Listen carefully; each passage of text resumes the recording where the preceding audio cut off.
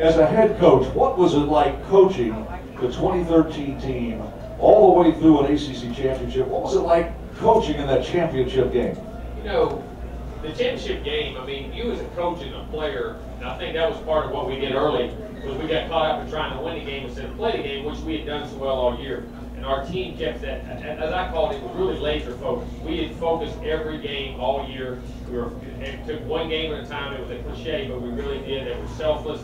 But the championship game, I think, the thing for me, I never felt, I know it's easy to sit here and say, we won the game and you come from behind and the largest comeback and all those things. I never felt we were going to lose the game. And people say, when did you realize that? And then I saw it after we scored, after the fake punt got the score back to 21-10. We're down 21-3. You ever just saw a look in our guys' face that there was a team I coached all year. And I think before that, they just wanted to play so well that they were actually trying too hard. We had silly mistakes. People said, boy, y'all made tremendous adjustments at halftime. We didn't adjust anything, except our confidence level. It got us back to doing the things we were going to do.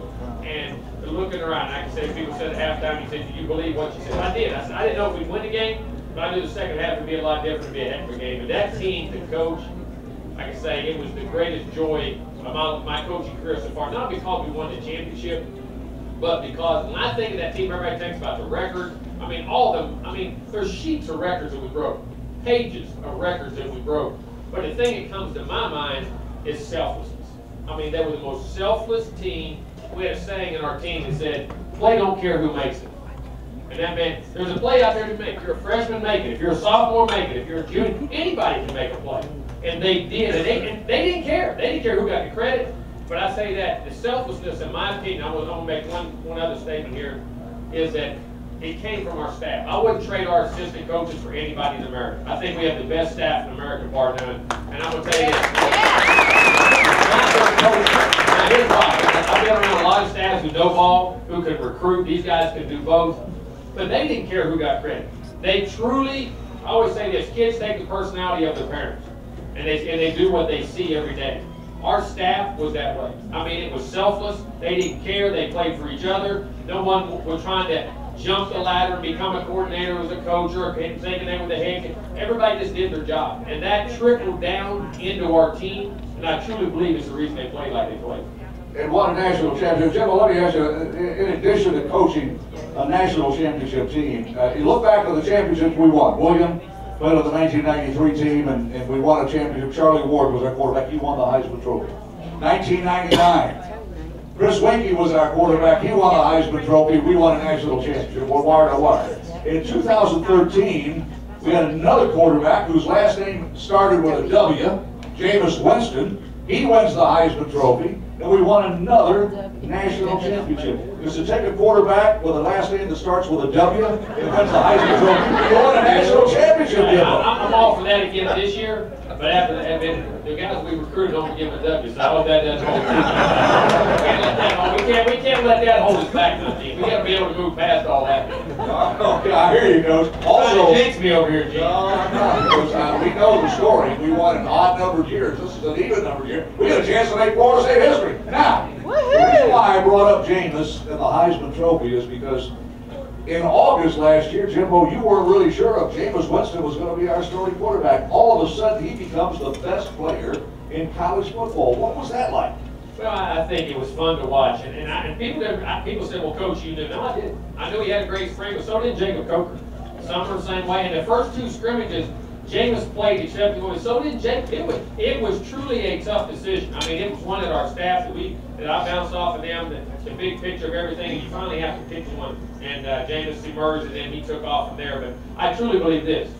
One of the reasons he was able to emerge, one, he's a tremendous, people don't realize how intelligent Jameis is. I'm not talking about just instincts on the field, which are second to none, but his intelligence level and ability to learn. He's a 3.5 student, marketing him, he's got a great head on his shoulders, but his ability to process, to learn, to drive his competitiveness. But the other key was that we were so experienced around him. We had great offensive linemen, we had very experienced receivers, we had great backs, in my opinion, and so they allowed him to be him. And once he took over and they realized what he was, then he got that confidence level. Then I think maybe one of the greatest years ever in college football in any history of college football. I mean, it was tremendous to watch him grow, and I still don't think you've seen the best from him. Like I said, I don't know if that evolves from numbers, but I think just how he competes and plays. So depth is the key, and I still feel we'll be as talented as we were last year. I think we have a chance to be, one of the most experienced offensive lines we've ever had. I mean, and there's some great diversity in that group. There's some great size, and one of the great guys I think is the key guy in that group. We have some. As I said, the littlest lineman we have coming in the freshman class is 6'4", 215. The largest is 6'9", 340. That's big. We have this class has 16 guys that are 6'4" or better. There's 16 guys in this signing class that are 6'4" or better. So we're getting great depth there. There's two key guys. Kareem Marr, who was able there in spring to come in, who's 6'6". He's down to 325 right now. And he's playing. He can play with the guards in there right now. He fits right in, can play. And having him there with that ability to me to take Cam and leave him and move him in center if we have to, develop that depth, because Barron is playing very well there, but you always got those guys. Josue can kick out the tackle. Chad Maverty coming in as another offensive lineman, who I think is as talented as anybody we have on the team. Is 6'6", 325.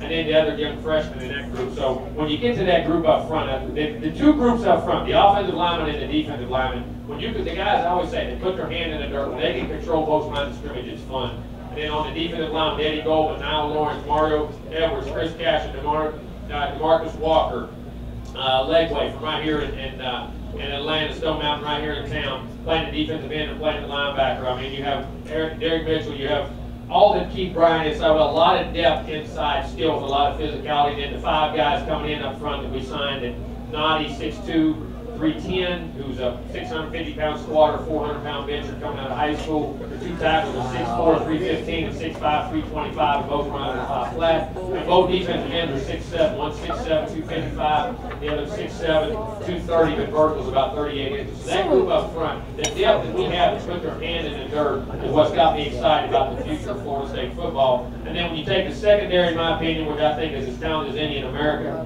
there's some guys back there that'll be walking across the stage. Well, it's not New York City anymore. They just took the draft out of New York, so I can't say that. I'm going to figure out where they're going to be. But that group, and there's so many guys with P.J. Williams and Darby and Marquez White and Nick Wasom and Jalen Ramsey and Nate Andrews and Tyler Hunter and LaMarcus Brutus, and then the guys coming in this class that we've signed. There's so many guys with all the matchups, the nickel, the dime packages that you can match with big receivers, small receivers, quick receivers that you're able to do. And in the linebacker group with Reggie Northrup and Terrence Smith from right here in Atlanta, who's our returning starting linebacker, and Matthew Thomas, and that just E.J. Levenberry. That group of guys on that side of the ball, so much length and size and matchup. Guys that can match up different guys, it's going to be tremendous. And of course, on offense, again, with Nick O'Leary, the back with Carlos Williams, you have Dalvin Cook, you still have Mario Pender, you have Ryan Green in that group, and then receiver Rashad Green's coming back, have an outstanding year. Then you got Kermit and Bobo, who I think have a chance to be very special guys with the ball in their hand, Isaiah Jones. Then you got Christian Green and Scooter Higgins back in that group. And then the other day, the guy named Travis Rudolph, Norman Lane, walked in my office the other day that they're already there in school already, that they went out on the field, and our kids come back talking about it, that they're pretty special guys. So, we're excited about that group with all those other freshmen coming in. But, it's going to be a challenge. But I think in the first week of workouts, Dick said we've had it where this is good or as good as we've had, 100% attendance. Because what the key to this whole thing is, talent will not dictate what happens to us. To me, a team only has a 1-year life expectancy. A team is never together more than 1 year. People say, well, you got all these guys back, you ought to be good again. Well, I'll tell you what, as soon as one guy differs, the chemistry of an organization can change.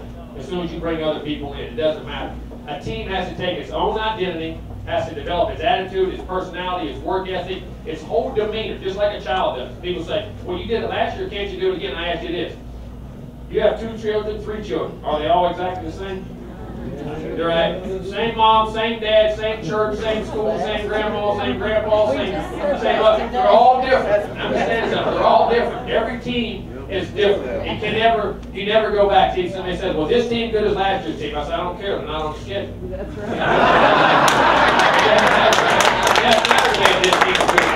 That doesn't matter to me. What matters to me is our goals and aspirations. Our goals are always to win the national championship. That'll never change. But our objective is to be the best we can be and play great football and be selfless and be dedicated. If this team can develop that kind of attitude, then it can be there. There's some guys who are going to have to step up. People ask me, what's the one thing I can do? Let me tell you, come to the games. I know the TV packages are great, everybody wants to stay at home. But when you come to the games, come to the games. I'm going to tell you that right now, because here's a part that I truly believe.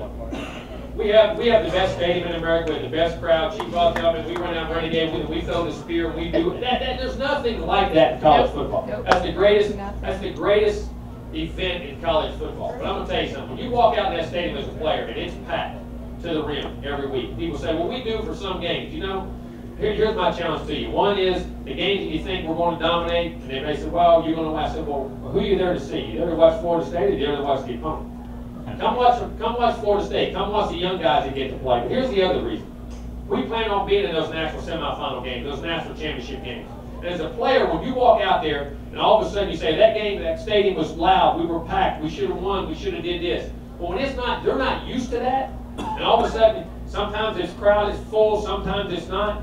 It creates pressure on a player because he doesn't see that, you know, I got to do something above and beyond college. No, you don't. You just have to play up your capabilities. And I'm going to tell you, if you're planning on playing in those games, I want our players, every time they walk out, to feel like they're in the national championship game with the atmosphere and environment that's in Doak Campbell that it can be. Because it's the most special place in America. I've played in all of them. I've coached and from Michigan to Ohio State to LSU to Alabama to US. I've played in all those schools. And there's not a better environment. So they can get used to walking out in that culture. And I use this for an example. We all have jobs, we do things. When you first get a job, you say, well, I don't know if I can do this job. Can I handle this? I'm the president of this company. I'm this, I'm that. Can I handle? After 6 months, somebody asked me today, how do you deal with pressure? To me, it's not pressure, it's my job. That's just what we do every day. That's going to work, going in games, handling those moments. That's what it becomes second nature. Well, those players get used to walking out in a sold-out stadium, an atmosphere and environment that is second to none. When we go to those championship games, they say, you know what? This is just like we played Clemson. This is just like we played Florida. This is just like we played Miami. It's like we played NC State. Just like we played Georgia Tech. It doesn't matter. Come to those games. Come watch those young players. Support us. And I'm going to tell you the other thing. The funds in which you create allow us to continue. Because here's the other thing. You don't know what recruit is in what game. And you're trying to fight Alabama, Auburn, Clemson, Florida, Miami, Georgia for a player. And he's used to, and he goes to their place one game that's sold out and ours it's not. And he doesn't get that feeling. Maybe he doesn't come there. You can affect everything that happens to our university. So being there, supporting those players in all facets can help us financially. It helps us recruiting-wise. It helps the atmosphere and environment to those kids understanding how to play in big games and handle that whole process. And to me, that's the one thing that we can continue to do that we can max out on.